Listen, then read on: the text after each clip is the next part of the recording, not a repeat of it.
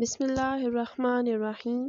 السلام علیکم students, welcome to تعلیم الاسلام high school Bhalwal on line classes. I am your Islamiyat teacher and I am going to deliver you lecture number 7۔ بچوں، آج کا جو ہمارا عنوان ہے سبق نمبر 2، اطاعت رسول صلی اللہ علیہ وآلہ وسلم۔ اطاعت کا مطلب ہوتا ہے حکم ماننا، یعنی کسی کی پیروی کرنا، کسی کے احکام پر عمل کرنا۔ تو اطاعت رسول سے مراد ہے کہ آپ صلی اللہ علیہ وآلہ وسلم کے احکامات پر عمل کرنا۔ انہوں نے جو بھی ہمیں احکامات جو ہیں ہمیں دیے ہیں، جو بھی جن باتوں سے منع کیا، ان سب کی پیروی کرنا جو ہے وہ کیا ہے؟ اطاعت رسول صلی اللہ علیہ وآلہ وسلم۔ تو آج اس سبق میں ہم لوگ جو ہیں وہ اطاعت رسول کے بارے میں پڑھیں گے۔ چلیں بچوں، اپنی بک ریڈنگ کی طرف آتے ہیں۔ پیج نمبر 12 اوپن کریں۔ ظہر کی اذان کی آواز آئی۔ حسن اور اس کے دادا جان مسجد کی طرف روانہ ہو گئے۔ مسجد میں پہنچ کر حسن نے وضو کرنا شروع کر دیا۔ حسن کے دادا جان نے وضو سے پہلے مسواک کی۔ اس کے بعد انہوں نے وضو کیا اور باجماعت نماز ادا کی۔ نماز کے بعد مسجد سے نکلتے ہوئے حسن نے دادا جان سے پوچھا، دادا جان آپ ہمیشہ وضو سے پہلے مسواک کیوں کرتے ہیں؟ دادا جان نے کہا، وضو سے پہلے مسواک کرنا ہمارے پیارے نبی حضرت محمد صلی اللہ علیہ وآلہ وسلم کی سنت ہے۔ اس سے منہ صاف ہوتا ہے اور اللہ تعالیٰ کی رضامندی بھی حاصل ہوتی ہے، اس لیے ہمیں وضو سے پہلے مسواک کرنی چاہیے۔ تو چلو بچوں، میں آپ کو کچھ مسواک کے بارے میں بتاتی ہوں۔ مسواک کرنے کے فوائد یہ ہیں کہ سب سے پہلے تو یہ رسول صلی اللہ علیہ وآلہ وسلم کی مبارک سنت ہے۔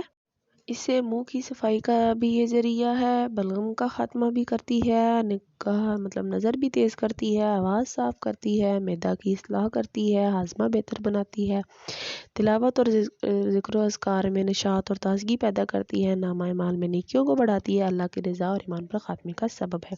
یہ فوائد ہیں تو آپ بھی ضرور مسواک کیا کریں۔ حسن، دادا جان سنت کا کیا مطلب ہے؟ دادا جان سنت کے لفظی معنی طریقہ اور راستہ کے ہیں۔ اصطلاح میں سنت سے مراد وہ طریقہ ہے جس کے مطابق نبی اکرم صلی اللہ علیہ وآلہ وسلم نے زندگی گزاری۔ آپ صلی اللہ علیہ وآلہ وسلم نے اسلام کے تمام احکام پر عمل کر کے دکھایا، یہی آپ صلی اللہ علیہ وآلہ وسلم کی سنت ہے۔ اسلام میں سنت کی بہت اہمیت ہے۔ بہت سے اسلامی احکام کی وضاحت ہمیں قرآن مجید کی بجائے سنت میں ملتی ہے۔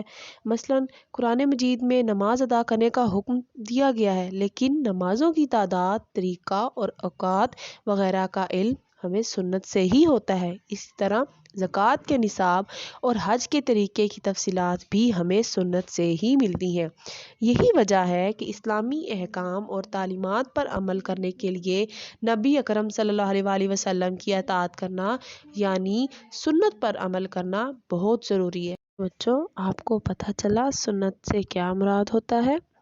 آپ صلی اللہ علیہ وسلم نے اپنی زندگی میں جو بھی کام کیے، جیسے بھی اپنی زندگی گزاری، جن مبارک طریقوں کے مطابق اپنی زندگی گزاری، وہ کیا ہے؟ ہمارے لیے سنت رسول صلی اللہ علیہ وآلہ وسلم ہے۔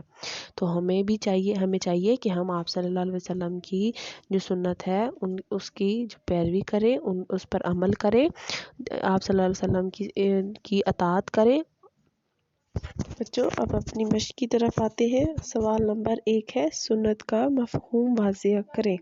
سنت کا جواب یہ ہے کہ لفظی معنی طریقہ اور راستہ کے ہیں۔ اصطلاح میں سنت سے مراد وہ طریقہ ہے جس کے مطابق نبی اکرم صلی اللہ علیہ وآلہ وسلم نے زندگی گزاری۔ آپ صلی اللہ علیہ وسلم نے اسلام کے تمام احکام پر عمل کر کے دکھایا، یہی آپ صلی اللہ علیہ وآلہ وسلم کی سنت ہے۔ سوال نمبر 2 ہے، سنت کی اہمیت بیان کریں۔ بہت سے اسلامی احکام کی وضاحت ہمیں قرآن مجید کی بجائے سنت میں ملتی ہے۔ مثلاً قرآن مجید میں نماز ادا کرنے کا حکم دیا گیا ہے، لیکن نمازوں کی تعداد، طریقہ اور اوقات وغیرہ کا علم سنت سے ہی ہوتا ہے۔ یہی وجہ ہے کہ اسلامی احکام اور تعلیمات پر عمل کرنے کے لیے نبی اکرم صلی اللہ علیہ وآلہ وسلم کی اطاعت کرنا یعنی سنت پر عمل کرنا بہت ضروری ہے۔ بچوں، آپ کا ہوم ورک یہ ہے کہ آپ نے سبق نمبر 2 اطاعت رسول صلی اللہ علیہ وسلم کی جو صفحہ نمبر 11 ہے اس کی بک ریڈنگ کرنی ہے۔ مشقی سوال نمبر 1 اور 2 یاد کرنے ہیں اور کاپی پر بھی خوش خط کر کے لکھنے ہیں۔ شکریہ بچوں، جزاک اللہ خیرہ۔